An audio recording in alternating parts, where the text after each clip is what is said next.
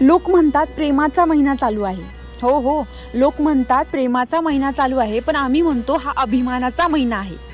फाल्गुन वद्य तृतीयेला शिवनेरीवर सनई चौघडा वाजत होता आणि सह्याद्रीच्या कडकेपारीतून एकच आवाज घुमत होता, राजा आलं, माझा शिवबा जन्मला.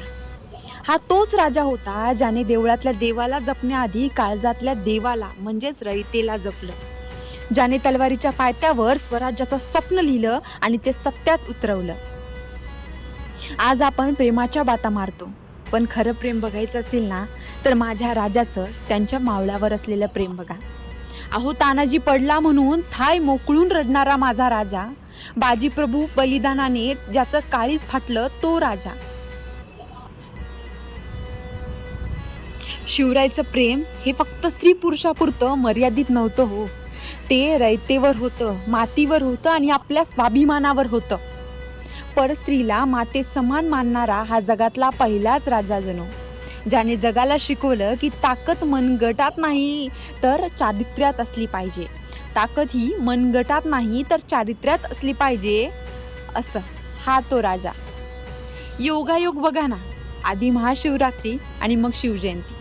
काय नातं आहे या दोघात? अरे, महादेवाने हलहल पिलं म्हणून तो देव झाला आणि माझ्या राजानं स्वराज्यासाठी लाखो संकट अंगावर झेलली म्हणून तो जाणता राजा झाला.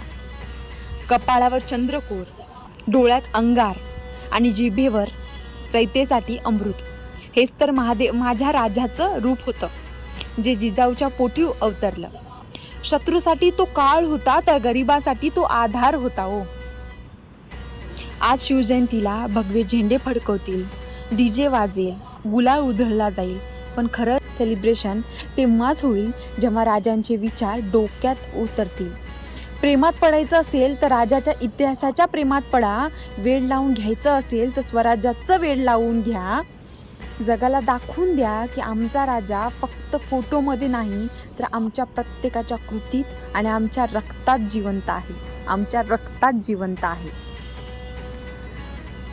म्हणून या 19 तारखेला नुसता जल्लोष नको हो, या 19 तारखेला नुसता जल्लोष नको, तर प्रत्येकाच्या नजरेत तोच स्वाभिमान असला पाहिजे आणि बोलला पाहिजे, प्रौढ प्रताप पुरंदर क्षत्रिय कुलावंतय सिंहासनाधीश्वर महाराजाधिराज जोगीराज श्रीमंत श्री श्री श्री छत्रपती शिवाजी महाराज की जय.